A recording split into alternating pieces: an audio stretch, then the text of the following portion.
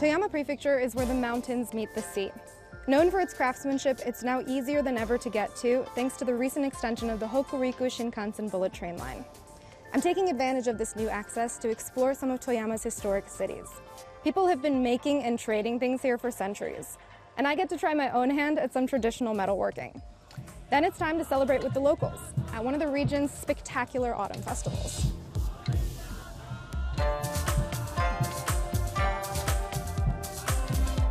Takaoka City was once a powerful center of commerce and industry in Japan. Today, Yamachosuji Street is a testament to Takaoka's merchant past, where you can visit authentic dozo-zukuri-style homes like the Sugana residence.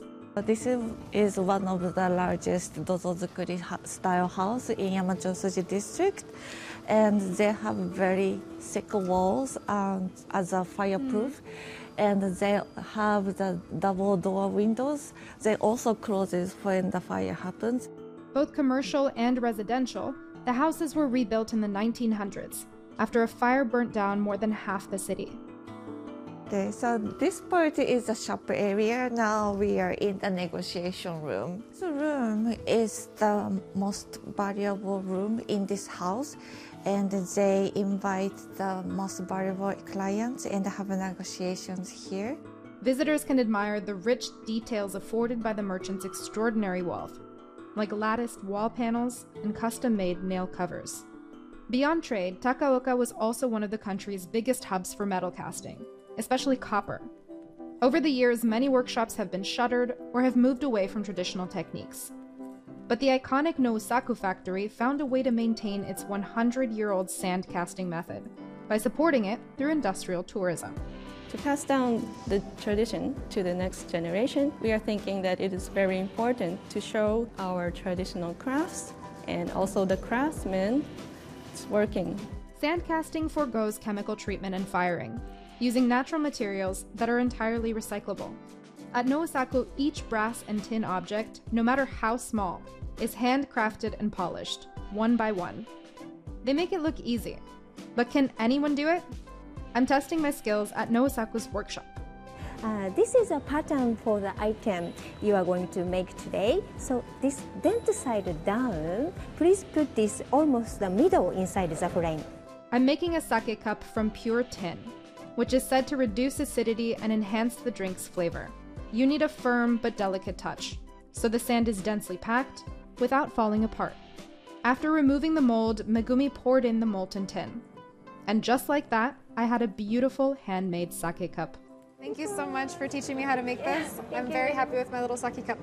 Arigatou gozaimasu. Arigatou gozaimasu. Education isn't the only way to carry on these local traditions.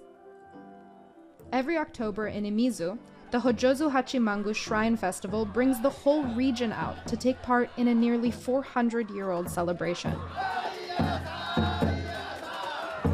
Residents young and old parade around town atop intricate hikiyama floats to give thanks to their Shinto gods and pray for prosperity. The local deity also comes down to earth atop a portable shrine. This year's event represents Imizu's post-earthquake recovery.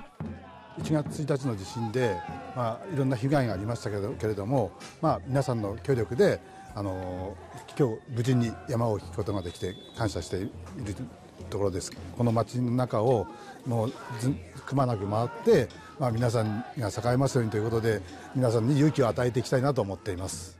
Mr. Nakano gave me a jacket from his district, so I could join the procession.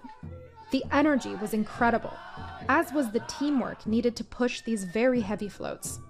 Today, there are no more artisans in Imizu who know how to make hikiyama, but the customs are lovingly preserved. 囃子や掛け声は世代を超えて大人から子供へ受け継がれているので、引山の弾き方と合わせて形のない文化が今も受け継がれています。As night falls, flowers are replaced with lanterns, bathing the streets in an ethereal glow. Toyama clearly treasures its traditions and the people who keep them going. Because of events like this festival, the past will live on through future generations. I felt a strong sense of community here, and it's been a joy taking part in this celebration of local culture.